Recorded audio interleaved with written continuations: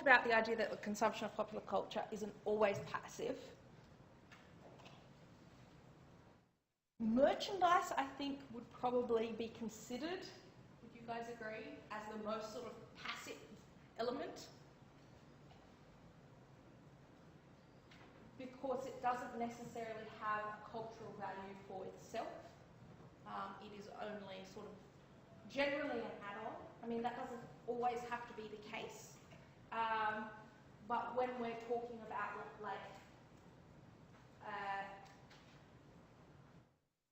something like a Harry Potter video game versus a Harry Potter doll or pencil case or something like that, perhaps one of them is seen as more of an object that you just buy, and one of them is seen more as something that is in the cultural realm that you're choosing to consume and you're getting more stuff out of it, in a way. You guys agree with this? No, maybe? We're going to go more into the idea of merchandise when we talk about transmedia. I'm particularly going to focus on Star Wars in that week, but we will have lots of other examples as well. Star Wars was the first franchise that really hooked into merchandise in a big way. And I think that very much has played a role in its sort of ongoing success financially and longevity, because they're sort of enabled to keep you thinking about those characters and those things in between films. And sometimes there's a very long time in between films. So if we think about the idea of fans potentially having some kind of power, some kind of activeness, there is also, of course, the question of fan campaigns. The Write-In campaign was born, some of you probably know this, by the makers of the original Star Trek series.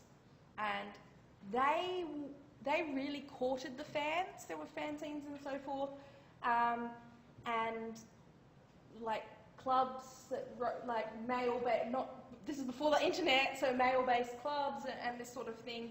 And Star Trek was due to be cancelled for season 2. There would have only ever been one season, but the creators really rallied the fans and said, we have this really passionate, we don't have a big viewership, but we have a really passionate fandom. Can we get them to like bombard the studio with, so it's interesting because it's a sort of a creator-initiated one, to say to have a second season. They did end up getting a second season. So, and have now continued for many, many years thereafter. So I guess that is a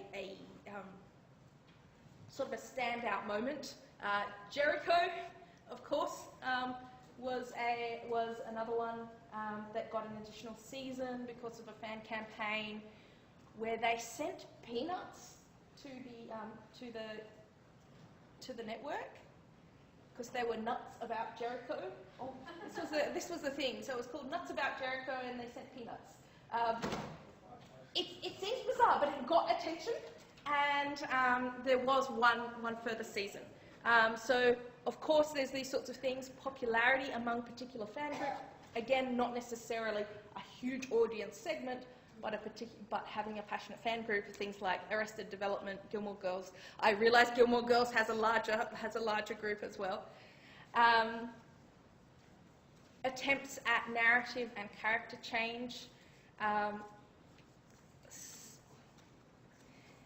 The difficulty here is for television. This is particularly with television. You're not going to ask for a narrative to be changed in a movie, obviously, because it's out there. But people have the sense that television isn't sort of, it sounds silly, but there does seem to be a sense that as it's airing, like it's being made while it's airing, instead of having been made previously. Some things are being made while they're airing, like soap operas, but most things that have fandoms have already been made. So changing narratives and characters and stuff is not possible or very difficult to do on the basis of campaigns. So just as often as they are successful, they are also unsuccessful. In fact, probably more often unsuccessful than successful. So there was one last year about the 100. Does anyone watch the 100? Yeah, there were a few groans. A character got killed off, and the fans wanted her to come back. So, which was never going to happen because she was going to act on another show, but there was, theories about why she was killed off and so forth. So when we're talking about power or not power, there are lots of factors in there, and ultimately the power is, conditional on the creators. Unfortunately, Firefly. Right? I'm not arguing Firefly. Yeah, I was offended Josh enough that he didn't want to come back. And we missed so many storylines. Oh my god. Have you ever had a punch up during Fandom Week? It's going to happen. We almost had not a punch up, but people started screaming in a class I had once, and it was really distressing.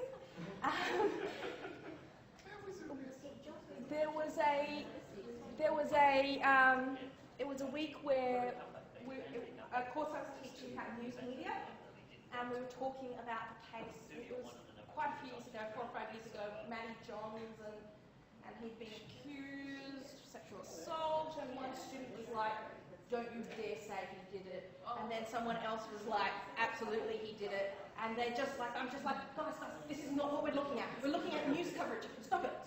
And they were like on opposite sides of the room, and they just kept like getting more and more agitated, and I asked them to leave, and they wouldn't leave. And at that point, I was like, it was near the end of the class, and I was just like, okay, the class is over, and just left them to argue. Because I was just like, I don't know what I'm meant to do. Like, what am I meant to do? Do I have to, like... It was getting, like, super aggressive. So, but no, I've never had punch-up during Phantom Week.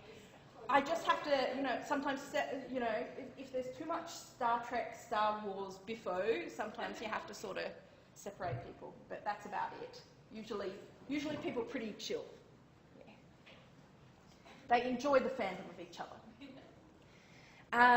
So the sorts of terms we use about when fans are actually producing creative products and other kinds of products, potentially primarily creative products, is that they move from the idea of consumers to prosumers.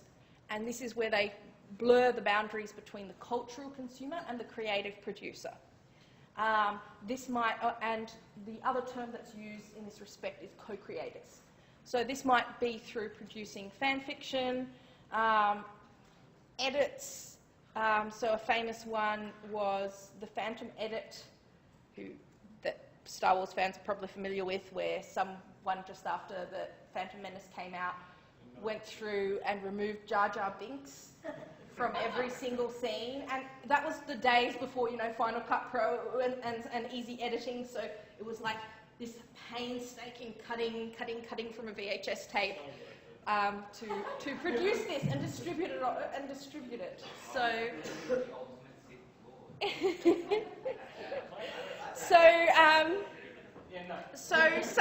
those sorts of things are considered to be something that takes a product and creates something new out of it. You could argue how new that is, because it is actually just the old stuff with some stuff taken out. On the other side, you might have someone writing a fan fiction based on some characters, but using their own storylines, their own settings and so forth, which is probably using less of the original creative product. But of course, it's been argued that shows like Australian Idol and so forth that use voting, the audience is the co-creator because they're dictating who is staying and who is leaving. I think it's a little bit more complicated with that, because the narratives are shaped in such a way to encourage certain people to be voted in and out and this sort of thing. So that's perhaps not so much, but this idea of creating, this idea of the co-creator recognises that fans can produce economic value through their labour,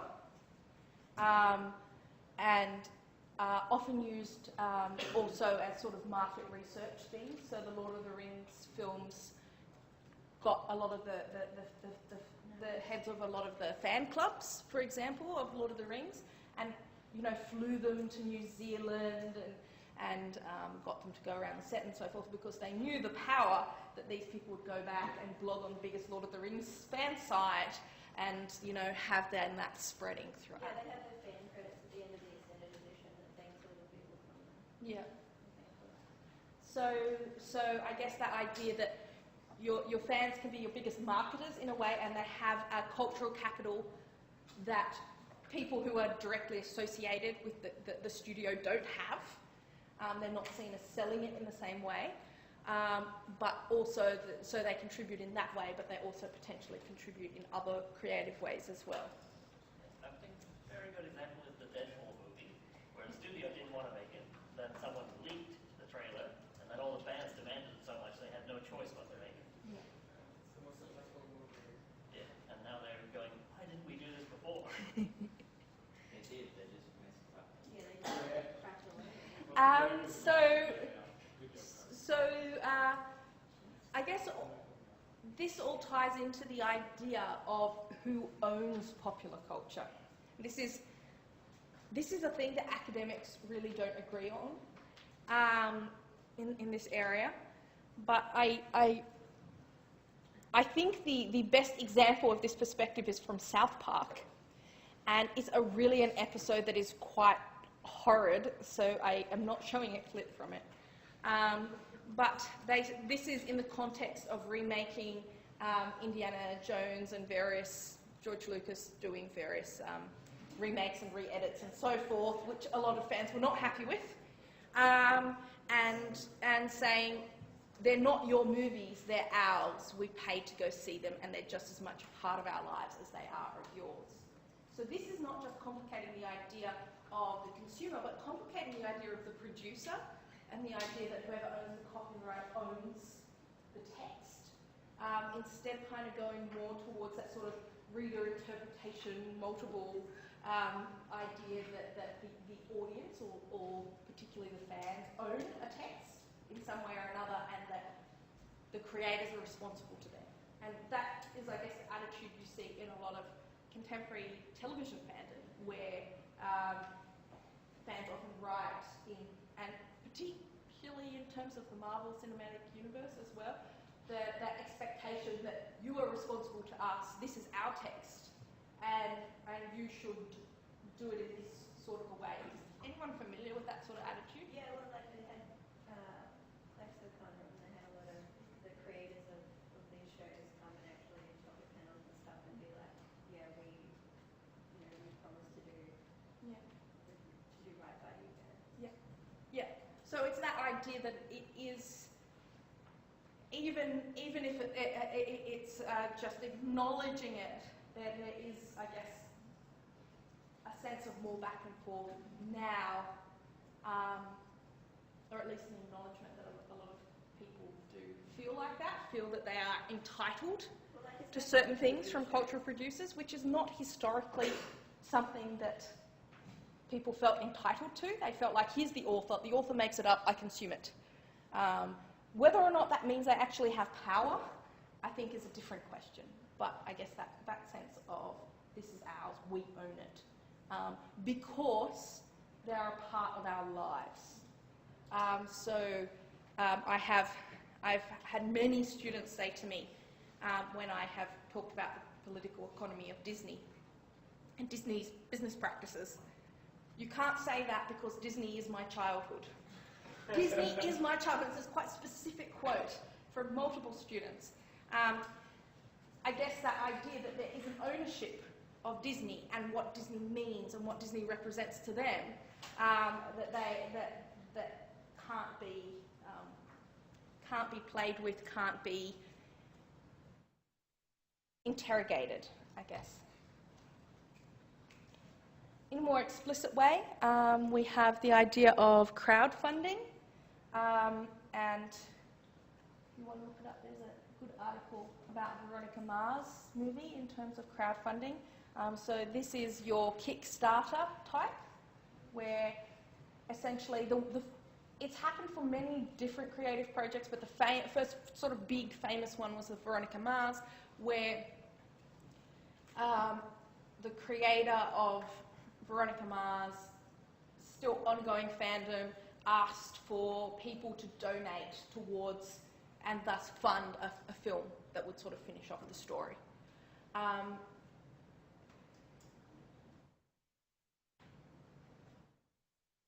This was quite successful. They raised quite a bit of money. I haven't seen the film yet, though. They got way more than their target. They got, way more than their target. And the question then is, if a film, but the way that it works in these things is that the fans get some kind of, they get sort of rewards for funding, but they're not actually getting, and they get their names in the credits, but they're not actually getting money back for it, which a producer who invested in the film would. So are they then actually co-owners of this text because they actually paid for it? Or are they simply consumers who have prepaid for the cultural experience they want to have? And this is something that has been debated with the idea of, I'm not a big fan of making up words like this, but financing instead of financing has been dubbed for this. Yeah, I know. So I've just got one more small section. So I covered that. So the idea, and if you're doing database searches for fan consumption and that sort of thing, you'll find a lot of stuff because productivity of fans and the practices is seen very much as worthy of study. So there's a lot of material that looks at fan fiction and fan video games and various kinds of things in order to really discover about that franchise, because there's a recognition that people enter things through different directions and they get different meanings from different kinds of texts. So there are lots of different ways that fans contribute to meaning creatively to different things. Some of it is commercial, most of it's non-commercial. They're what we call paratext, which is sort of extra add-on texts. They might be creating products, promoting the brand or the text or so forth. They might be things that add value or add accessibility to text. So doing subtitles for anime is a popular fan activity, which actually makes it accessible to English audiences who only speak English or read English. Some of it is merch. And again, the question of obscurity comes if you... A lot of the fan stuff sort of relies on you knowing what the things stand for, as opposed to the very direct branding of the commercially produced material. And most famous author in this area is, in terms of cultural contributions, is Henry Jenkins. You will probably hear his name many times over the course of your studies. He is one of those scholars. And the idea of textual poaching, which is the term he coined, is that you are incorporating aspects of existing texts into other texts in one way or another, whether it's fan art, whether it's fan fiction, or whatever the case may be. It also, of course, applies to all other media besides television, but he was exploring it in terms of television. Oh, I'm going to skip that because we've got a time situation. So obviously this brings up questions of copyright. We do have relatively strict copyright laws today. So you do see lots of sorts of disclaimers on all sorts of fan textual poaching across the web. The disclaimers don't actually really mean anything because they don't protect anyone from anything. They're just sort of a convention that people feel they protect them. But it brings up, I guess, that question that you can say, oh no, Mr. Lucas, we own this. But really, if it comes down to it in a court of law, Mr. Lucas owns it. So I guess that's something to consider here. I will quickly show this.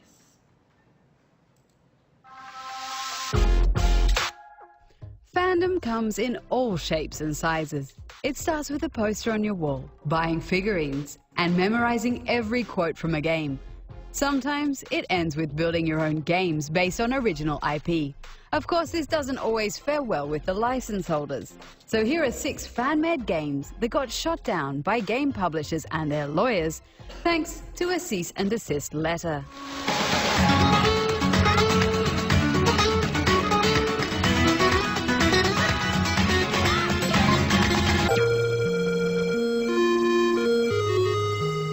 Earlier this year, amateur developers made a 3-dimensional voxel version of the original Legend of Zelda.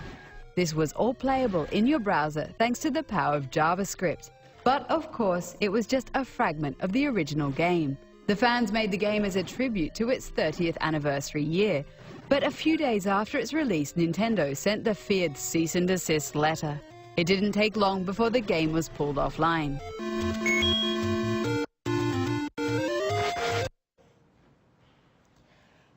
So the clause that people tend to use is this idea in the US of fair use. We have a sort of more complicated system in terms of we don't really technically have a sort of a fair use in the same way of being transformative, having transformative use. So the idea that if you sufficiently transform one thing into a different thing that doesn't compete with the original thing, then it's okay. But if you are essentially, as was the case in the Zelda game, if it in some way might compete with the original, even if the original is no longer on sale, then it would break copyright laws.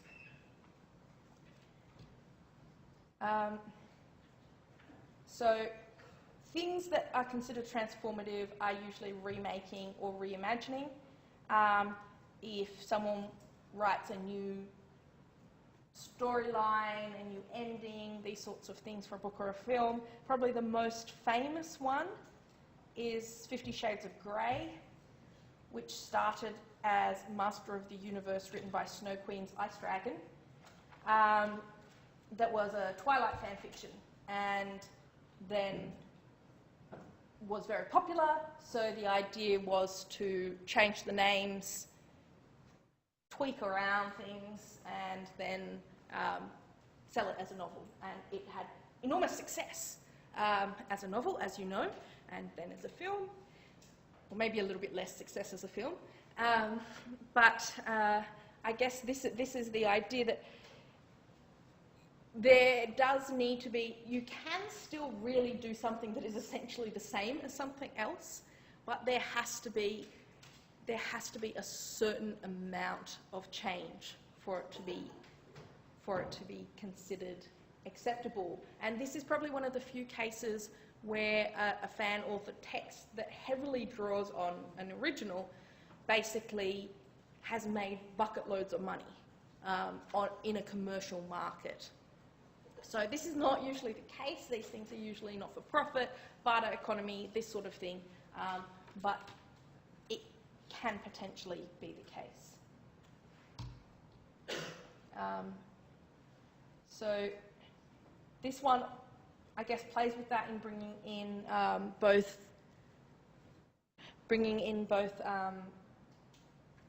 You can look at the slides and go into this. There's quite a few short films based on video games. that sort of intersperse the action footage of the video game with original footage. So this was is considered one of the better ones in terms of production values. Half-Life: Escape from City 17, and they do a fair job. I guess this one is more complicated because it does use actual footage from the original game interspersed with original footage.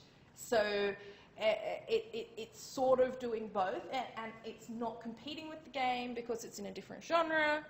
No one's going to not play the game because they've seen this, but it's sort of playing around. No one's asked it to go away or anything at this point, and it's been around for a while. A bunch of film students from Germany did it. So lots of academic interest in this area. De Kosnik reading this week. Did you guys find it? I feel it was quite a clear and simple and straightforward reading. Was I incorrect in this? No? All right. Well, when you do it, make sure you do it. It's very useful. You will find that there is a lot extra of this sort of material and talking about some of the key